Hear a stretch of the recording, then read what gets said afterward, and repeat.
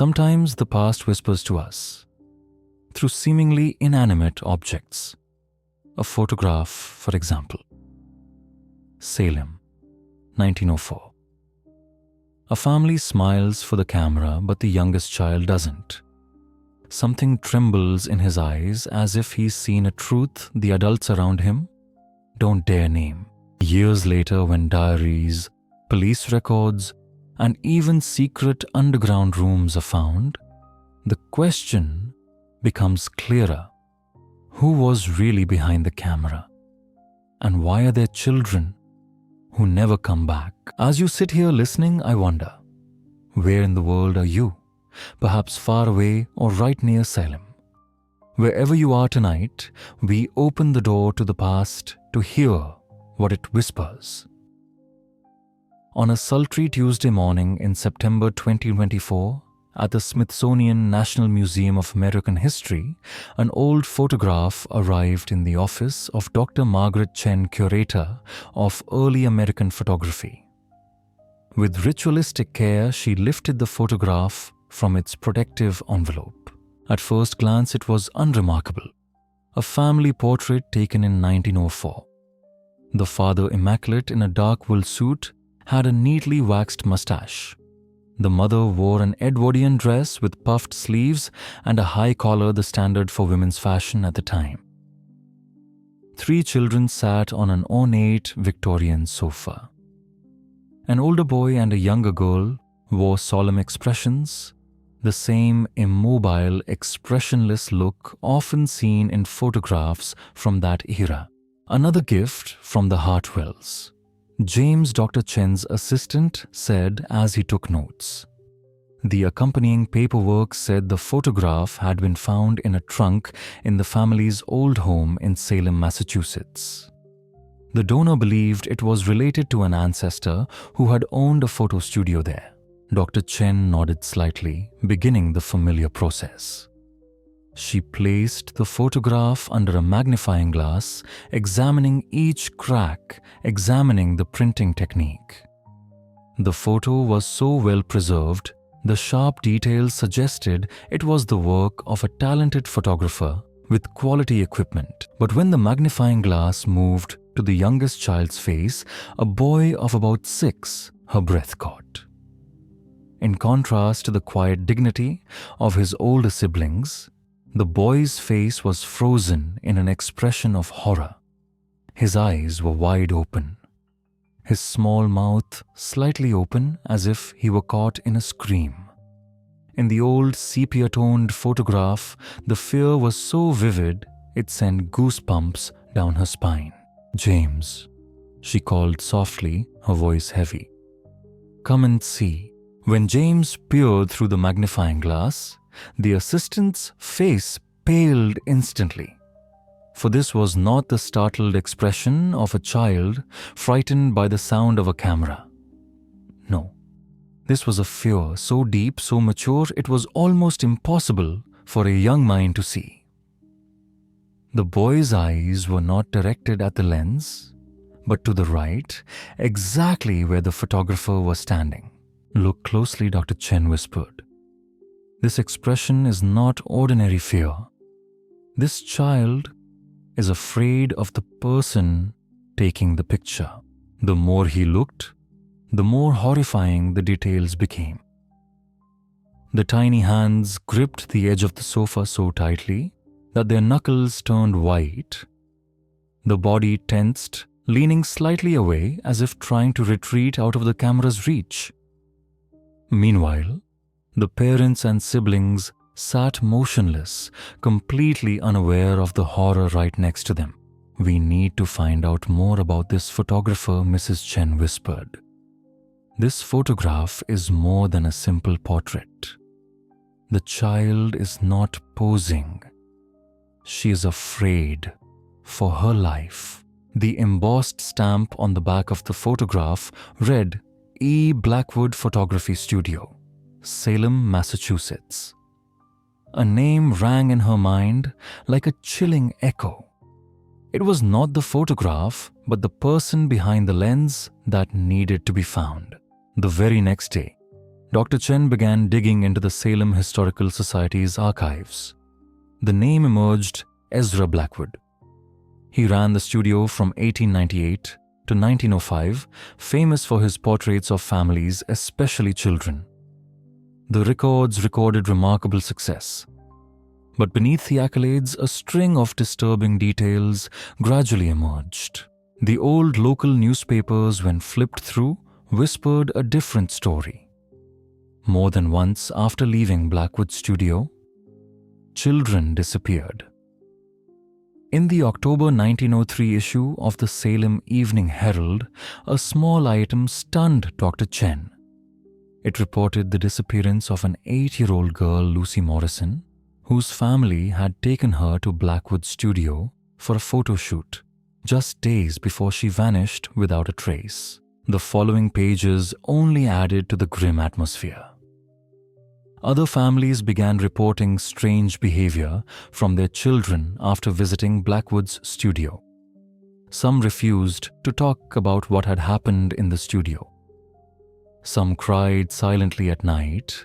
Others had nightmares that lasted for weeks. In a 1904 police report, a mother, Catherine Wells, reported that her 6-year-old son screamed in the middle of the night, muttering about the photographer having a special room where there were scary things. But the most chilling revelation came from Dr. Samuel Morrison, a local physician. He wrote, "These children all bore signs of severe psychological trauma. They whispered of a dark room where children never came out, and photographs of children who never came home. I feared that Mr. Blackwood's studio held secrets that went beyond photography, and yet no charges were ever brought.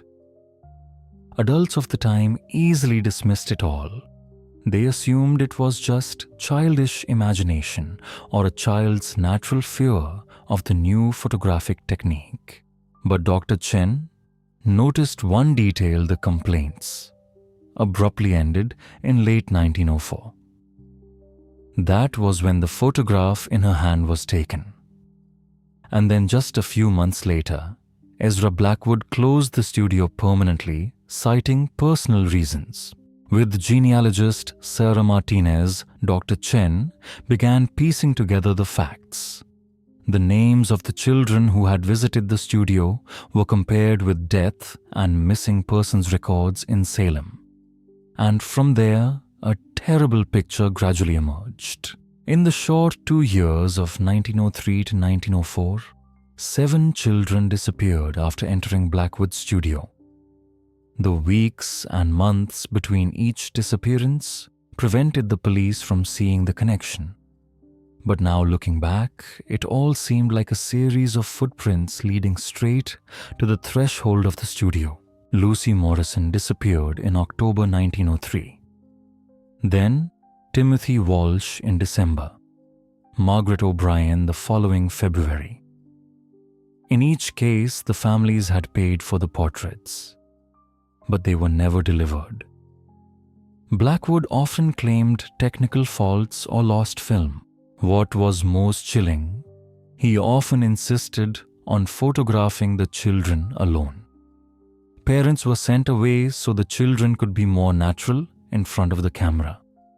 At the time, this was not so unusual, but in Blackwood's story, it became a sign of fear. Dr. Chen found a letter to the police written by Margaret O'Brien's mother in March 1904. In it, she recounts Mr. Blackwood said that the first session had problems with the lighting, and Margaret needed to come back again. When she came out of the room, she was so frightened that she couldn't speak. Mr. Blackwood assured her that she was just scared by the machine. But I have never seen such fear in her eyes. 3 days later, Margaret disappeared. The picture now became hauntingly clear. Blackwood used the excuse of repeated shootings to separate the children from their families. Children who realized something they shouldn't have seen were the ones who never came home again. Dr. Chen sat silently before the 1904 photo. The child in it was not simply afraid of the lens. Her eyes reflected the moment she understood the dark truth about the photographer standing before her. And to go deeper, she knew she had to go to the place where Blackwood Studio used to be.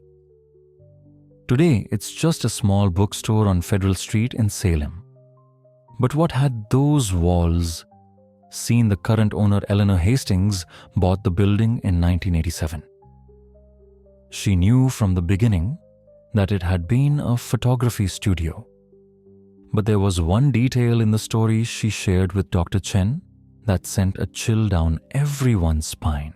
"I always had an uneasy feeling about the basement," Ms. Hastings said quietly as she led Chen down the old wooden stairs. The previous owner mentioned it too. There was a room down there that was clearly used for more than developing photographs. When the rusted door slid open, the basement was revealed. At first, it looked like a photographer's dark room complete with old developing equipment. But then Ms. Hastings pushed back a wooden wall and a secret passageway opened. Behind that false wall was a small, windowless dark room seemingly buried in silence for centuries. On the cold stone wall, there were still iron rings, firmly attached traces that could not be mistaken. On the wooden floor, the traces of furniture dragged deep like scars. But what almost stopped Chen's breath were the childish drawings carved on the wall, skinny figures, roughly drawn cameras. Interspersed with them were shaky lines. "Help me. I want to go home. Please stop taking pictures of me." Mrs. Hastings bent down, her voice lost. "We found these when we were renovating. Even small items, stuffed deep into the cracks of the wall. A discolored hair bow, a tiny wooden horse, and a silver locket inside of which was still a photo of a little girl." Chen's hands trembled as she raised her camera to record every detail. The scratches on the wall whispered of children who had been locked here, waiting for Blackwood to decide their fate. Those who kept the secret could be released, but those who saw too much would never come out again. In a corner of the room, Chen discovered a loose stone wall. When removed, old photographic plates were revealed. When she held them up to the yellow light, she saw children's faces contorted with fear. Some were held tight, others seemed to be trying to escape. And Chen understood the child in the 1904 photograph must have caught a glimpse of this room or witnessed what Blackwood had hidden. That horrified expression was the moment he realized the truth. But there was something more important, finding the identity of the family in the portrait. Chen turned to Salem's personal records, tracing the Hartwell family tree. The turning point came with a marriage announcement in the Salem Evening Herald in 1895. Thomas Hartwell, son of merchant Samuel Hartwell, married Elizabeth Morrison, daughter of physician Samuel Morrison. Chen was startled. That name, Dr. Morrison, was the physician who had treated the traumatized children who had left Blackwood Studio. The 1900 census records confirmed the Hartwells included Thomas, 29, Elizabeth, 26, and 3 children, Robert, 8, Mary, 5, and Danielle, 2. By 1904, Danielle would be 6, the same age as the terrified boy in the photograph. Chen's heart raced. Daniel Hartwell, the grandson of Dr. Morrison, who was gathering evidence against Blackwood. The family had certainly heard the rumors, even the warnings. But why had they brought their children to be photographed? The answer was revealed in other records. In September 1904, Thomas had accepted a business contract that would force the family to move to Boston. Elizabeth insisted on one last family portrait before leaving Salem, and Blackwood, as if waiting for them, offered to take the photos for a low price, claiming he wanted to capture one last beautiful family in Salem before they left. What the parents didn't know was that Dr. Morrison had been secretly building a case against Blackwood, and the photographer was increasingly desperate, willing to do anything to erase his tracks. In that dark room, when Daniel entered, his intelligence and family connections made him a threat. The terrified look in the photo wasn't just a fear of the man behind the camera. It was the moment Daniel realized what he saw had put his entire family in danger. The photograph froze in time. The instant an innocent 6-year-old boy realized he was staring into the face of a predator, one who would do anything to keep his secrets buried. Dr. Chen uncovered the truth of that moment, not from official records, but from an unexpected relic, Elizabeth Hartwell's diary.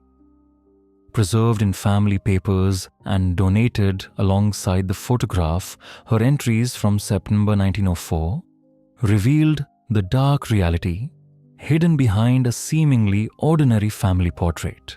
Her words described a farewell session at Mr. Blackwood's studio. At first, everything seemed routine, though young Danielle sat oddly silent. Blackwood insisted, as he so often did, on photographing each child alone. When Danielle's turn came, the family was asked to wait outside. The boy returned, pale, shaken, and unable to explain. That night he awoke from nightmares, whispering about strange pictures of children who could not leave and a secret room where crying never stopped. 2 days later, Elizabeth wrote the most chilling passage of all. Blackwood had shown Daniel his special collection, threatening him with words no child should ever hear. "Children who see my special pictures usually don't go home." Daniel glimpsed belongings of other children, heard voices through a hidden door, and understood with terrifying clarity that he was meant to vanish too. When the Hartwells fled Salem days later, the photograph captured Daniel's haunted eyes, eyes that had looked into Blackwood's secret world. Their escape saved the boy's life, but also allowed the predator to slip away, closing his studio, evading charges, and beginning again in other towns. For Dr. Chen, this discovery revealed a chilling truth. Salem had not been the end of Ezra Blackwood's story. It was only the beginning. The most damning evidence surfaced in Providence, Rhode Island, where a man calling himself Edmund Brooks operated a studio between 1908 and 1910. Police records revealed that Brooks had been questioned about the disappearance of 4 children during that time. Before formal charges could be filed, however, he vanished, leaving behind a studio that concealed horrors eerily familiar to what Dr. Chen had uncovered in Salem. A detective's report from March 1910 described a hidden room containing children's clothing, personal belongings, and photographic plates that showed children in distress, some bound, some visibly terrified. The conclusion was chilling. Brooks had been holding children for extended periods, creating photographs whose true purpose was never explained. Most significant of all was a letter uncovered by Dr. Chen. A Providence detective had written to his counterpart in Salem, asking if there had been any similar cases involving photographers. The reply from Salem mentioned an investigation in 1904 into a man named Blackwood, closed for lack of evidence. That exchange made the pattern undeniable. The Hartwell family's ignored warnings had allowed Blackwood to continue under new names, claiming dozens more victims across New England. The photograph of Daniel Hartwell, taken in 1904, was not simply a family keepsake. It was the frozen moment when a child realized the danger he was in, and when his testimony could have stopped a predator if only the adults had listened. Instead, Blackwood, under aliases like Brooks, continued until about 1915, when his trail finally went cold. He likely died, never facing justice, but Dr. Chen understood that the Hartwell portrait had transformed into something greater than a curiosity. It became evidence proof of crimes ignored, testimony dismissed, and the silence imposed upon children. She compiled a full report for the Smithsonian while also sharing her findings with law enforcement agencies across New England. For the first time, families of long-lost children were given closure, their tragedies connected to one man who had been allowed to vanish into history. The photograph was eventually displayed in an exhibition titled Hidden Truths, when photographs reveal more than we see. Visitors were invited to consider how historical images sometimes carried evidence of crimes and injustices overlooked in their own time. When Michael Hartwell, Daniel's great-great-nephew, stood before the portrait, Dr. Chen told him the story in full. Michael studied his ancestor's face in silence before speaking softly. Daniel survived. The terror in his eyes saved him because his parents believed him enough to run. Dr. Chen agreed. Yes, his testimony was ignored by the authorities, but not by those who mattered most, his family. The portrait remained at the Smithsonian, a permanent reminder that children's voices must be heard. Daniel's gaze, haunted and unforgettable, spoke across a century. It reminded us that photographs are not always passive relics of the past. Sometimes they are witness statements. Sometimes they carry the truths that communities refuse to acknowledge. Dr. Chen ended her final report with words that still echo. This image is more than history. It is testimony. It is a warning. And it is a call to believe the most vulnerable when they try to tell us they are in danger. The mystery of the 1904 Hartwell portrait was solved, but its legacy endures an enduring plea to listen to children and to never again let their terror be dismissed as imagination. And so, as we close tonight's story, perhaps take one last look into the eyes of young Daniel Hartwell, frozen in that century-old photograph. What did he see that day? And what truths are still hidden in the images we pass by without notice? Sometimes, history whispers its darkest secrets in the quietest ways, through a child's gaze, through a half-forgotten diary, through scratches on a wall no one was meant to find. So as you drift into sleep, carry with you this reminder: the past is never silent if we are willing to listen. Good night.